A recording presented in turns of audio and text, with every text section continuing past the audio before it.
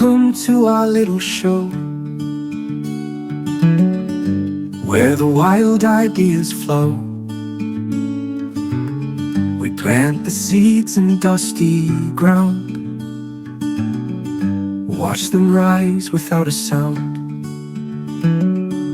Marketing dreams, tech extremes, AI's the spark behind the beams. Tales from the dirt road, where the whispers turn bold. Stories twist and stories grow. Where will our story go?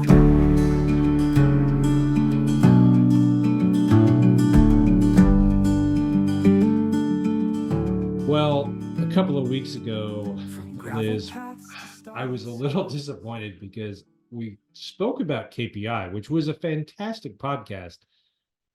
But it was a plot twist for me because I was expecting Key and Peele. I had done a lot of research on the YouTube.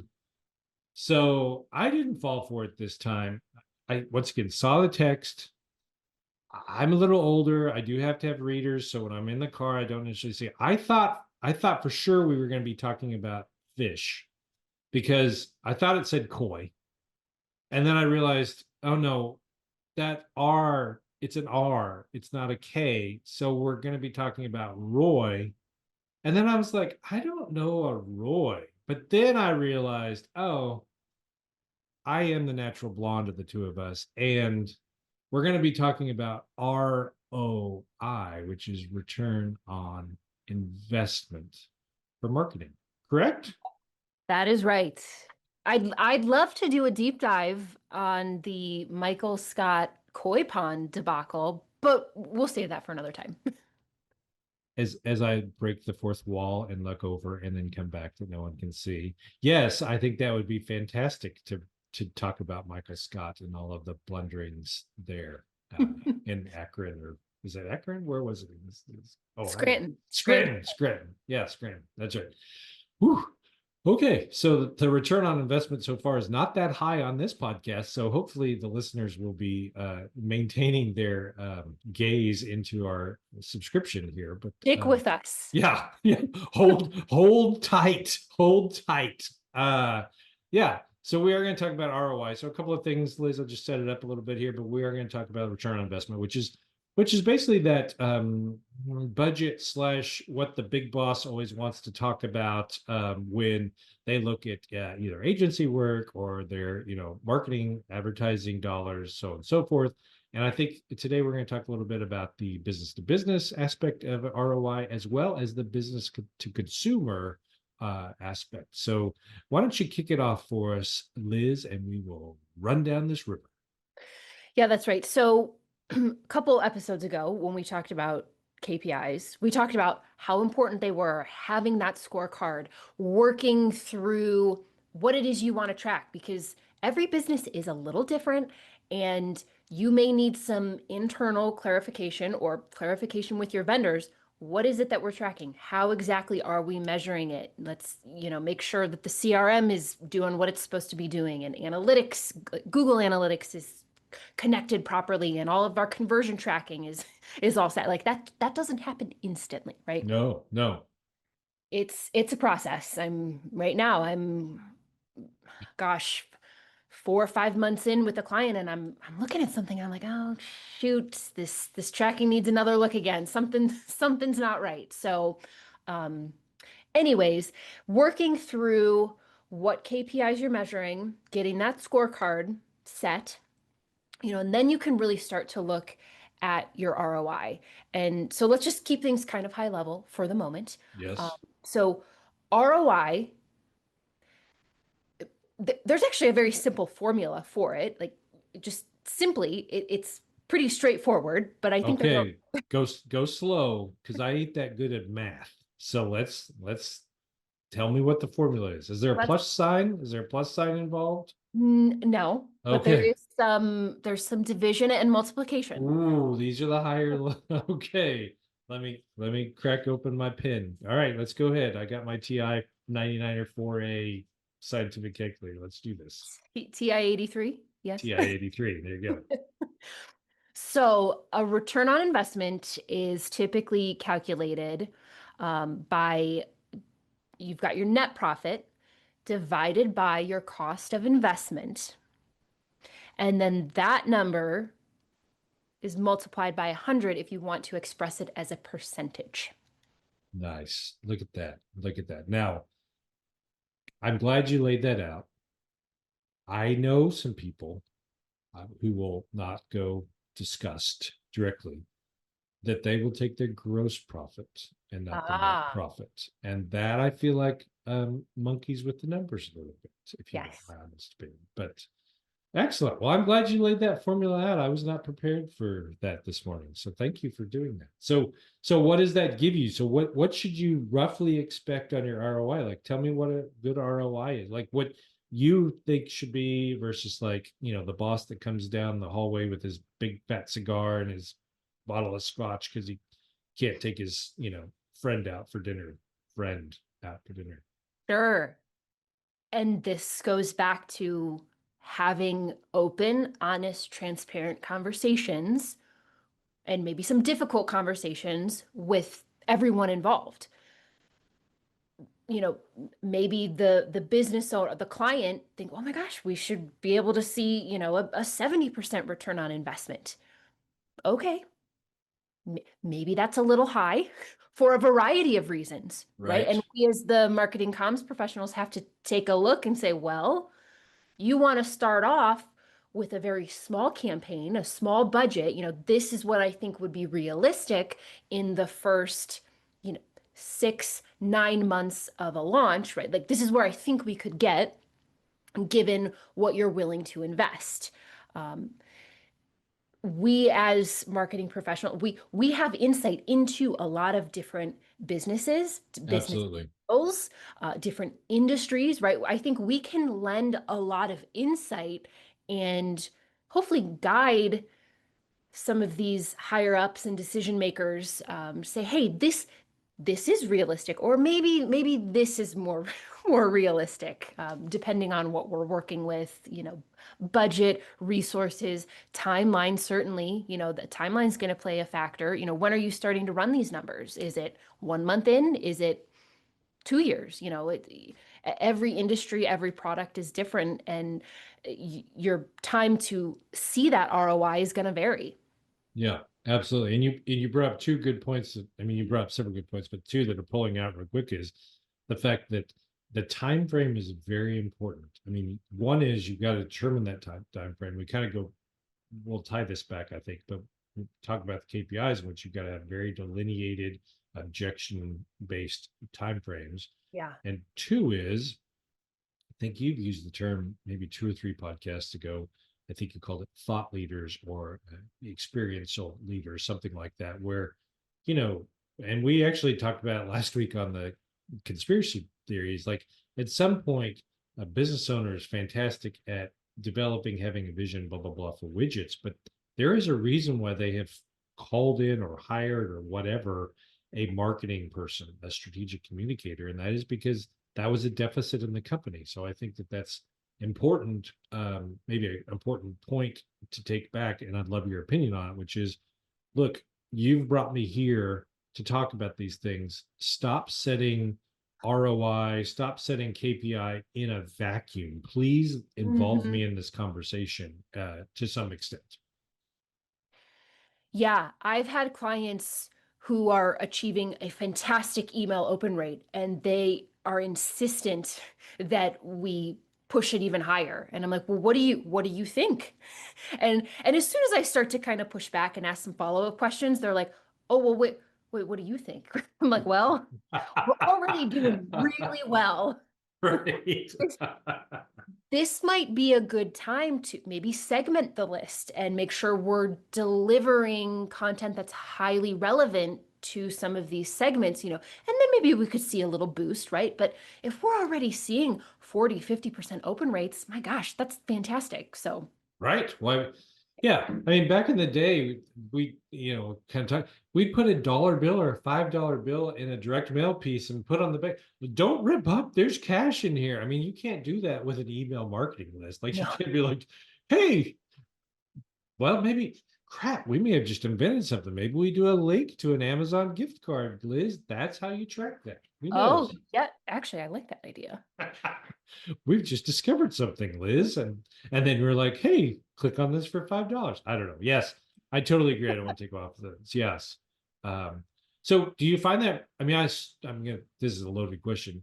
I'm sure you find that frustrating as a marketing professional and a business owner. How do you become the thought leader? How do you control that path to get the client back where they need to be? I think it comes down to consistent education and reinforcement. I mean, inherently, we're looking at these types of numbers every day, so we're getting a sense of those early KPIs and when that ROI is going to start to materialize. And again, we see it in different industries. So it's, we have that background, right? And then I think it's remembering that, this is our zone of genius, our area of expertise, and not everyone lives in this space. So it's consistently reminding them, hey, this is what we're seeing now, right? And my gosh, especially right now as things are changing, right? We're seeing major drop-offs in organic traffic, as these large language models like, Google's Gemini AI summaries take over that top spot. In search results, we're seeing organic click-through rates drop. We're seeing, I can't think of an example right now, but right there's shifts happening in the digital advertising space too, right? So all of that is going to impact ROI ultimately, right? We need to keep tabs on that. We need to consistently educate our clients or, anyone in-house that we're collaborating with, and just say, hey, this is what we're seeing. Be prepared for this. Let's adjust our expectations here, or let's maybe try to get ahead of this and do X, Y, and Z so that we keep our ROI where we need it to be for the rest of, this year or into next year, whatever that looks like for your organization. Yeah, perfect. That's perfect. And I'm gonna kind of give like a pro tip for agency owners. That's why it's important for you to really understand and be involved in what that vertical is or where that company or client is, or have a, whatever you want to call them, account rep or whatever that's managing that account. They can't sleep on that crap. Like that is a Oh, daily grind. And once again, one of the reasons why it's important to understand the IP that a professional brings. But if you're not sitting there knowing or understanding the needs of those folks, then don't take this wrong, but you're going to lose the account. I mean, at some point they'll be like, well, I can go find someone that's more interested or that's more on top of what it is or whatever. So, yeah. Do you want to tie this back a little bit to the KPI discussion, or do you want to, anything else you want to talk about? well, I think you hinted at this in the start of the episode. So let's kind of shift to some of the differences between B2B and B2C, because there are some big differences. I think with B2C, it can be, I don't want to say easier, but it can be a little more straightforward to calculate what that ROI looks like. You've got maybe some in-house salaries or, an outsourced agency you're working with. You've got the ad spend. If your tracking is all set up correctly and you're measuring and monitoring, you can be on a monthly or, whatever cadence you determine, right? But you can say, all right, yes, here's our ROI on our Google ad spend this month, or here's our overall ROI on our marketing for this quarter, right? Whatever it looks like. I think it gets a little trickier in the B2B space, because how do you calculate someone's time? Right. As I'm a smaller agency, and I think I've recently heard some, kind of anecdotal, not stories, but just insight, like the owner operator of a small organization is probably going to be the one doing the sales, until you reach roughly that $4 million mark. I mean, again, that's going to vary from industry to industry, but roughly, right? So right now I'm still doing my sales. I have in the past had a sales development rep doing a lot of the grunt work, but that's not a, full blown, salary or a major investment in terms of a salary, right? But factoring that into the process of, getting leads, nurturing leads, and then converting them, right? Like that, all of that needs to be factored into the investment piece of the formula.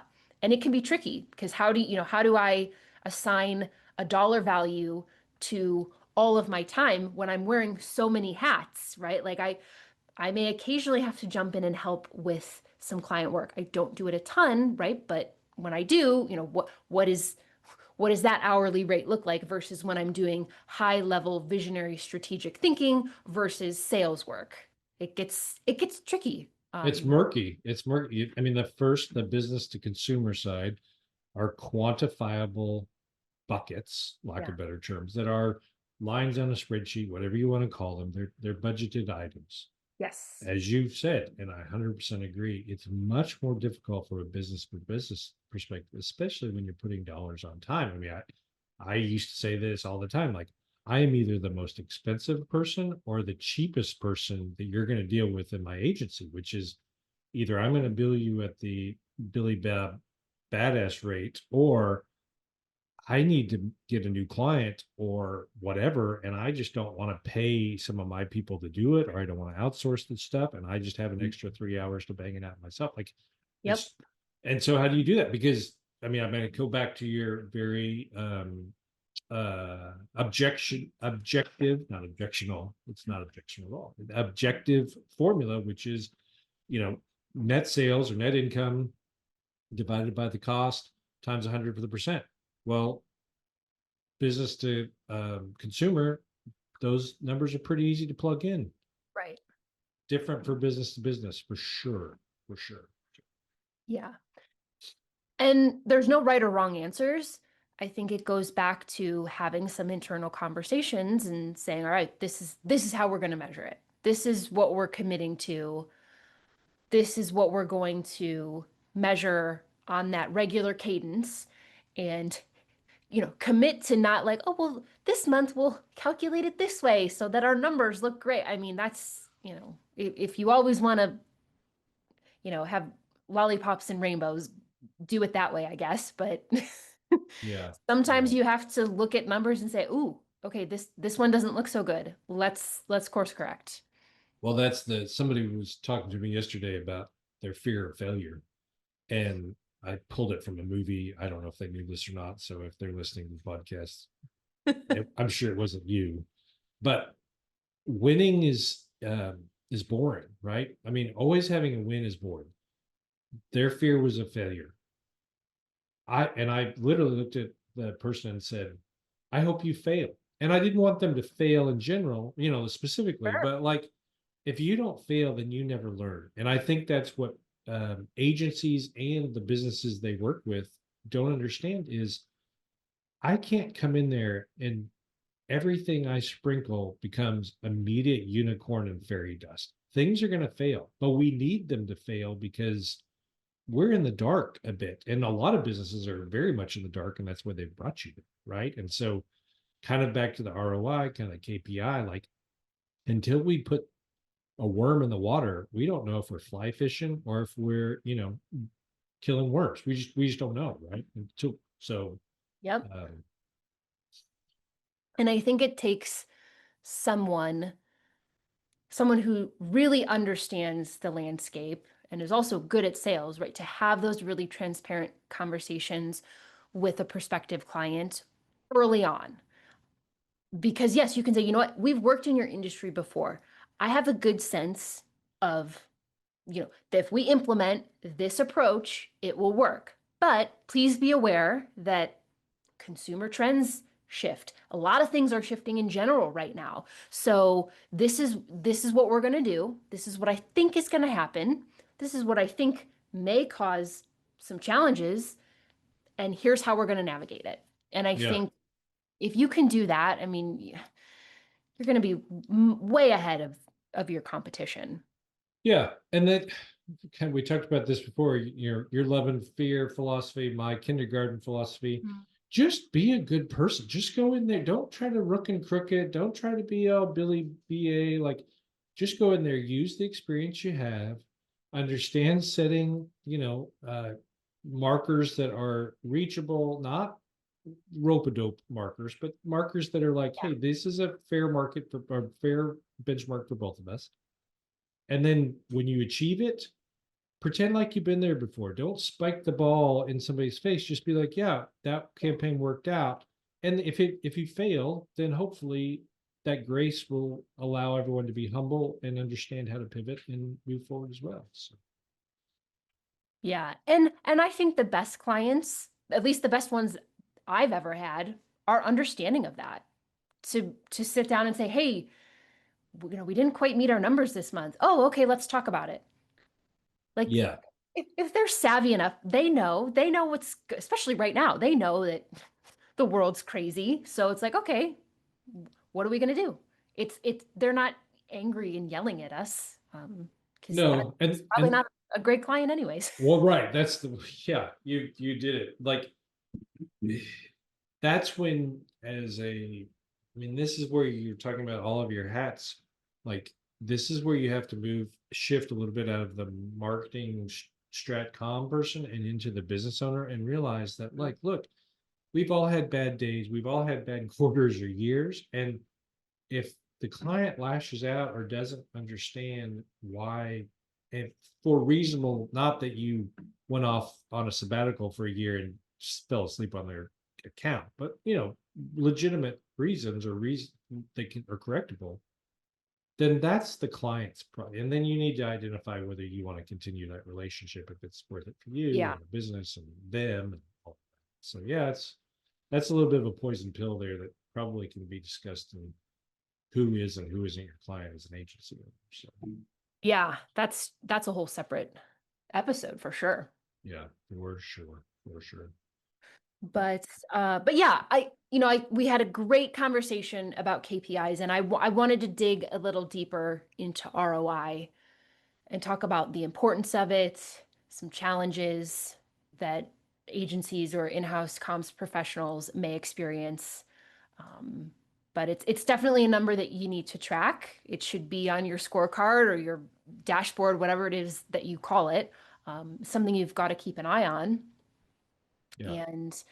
And use those KPIs as early indicators to see, whoa, this may be coming. We've got to fix something or address something, and go from there. Yeah, and again, the same agency pro tip or whatever. Look, even the greenest of new clients, they're going to know what an ROI is. Someone has said to them, make sure when you hire X firm or when you work with somebody that you get the highest ROI. Now, they may have no clue what that is. Yeah. But you need to be prepared. You need to be prepared to answer that question, to educate people. I always say, having a heart of a teacher is oftentimes very good, because you can explain things, not mansplain them. You can truly, legitimately explain them to people. And then hopefully, get them with a core knowledge base to move forward. So yeah, absolutely. Good. Well, I will tell you the original premise as we walked into this podcast, the ROI, I was going to say it's pretty low, but I will tell you now that we have made it to what I perceive is a great ending to this podcast. Liz, I cannot tell you, the ROI is through the roof. It's awesome. And I got to do a little bit of math today, and being a morning person and doing math at the same time, that's a lot. So, oh my goodness. Well, on that note, I hope that everyone will for sure like and subscribe to the podcast. We've got some great followers. I saw a couple of days ago, I think we have something like 200 or 250 subscribers or downloads, I think. Yeah. I can't remember, 40 or 50 subscribers. So we just keep growing this thing and seeing if people like it, Liz. But you know, I don't have that many relatives, so somebody that's a stranger must be looking at it or listening to it. So Yeah, I don't have that many friends either. So there, well, you heard it here first. So on that note, I'm Tony Van, and I'm Liz Hirsch. and we'll see you next week on Tales of Terror. See you soon. From gravel paths to starlit skies, we chase the sparks with open eyes. The future hums in the air tonight. Every step feels like first light. Will it be?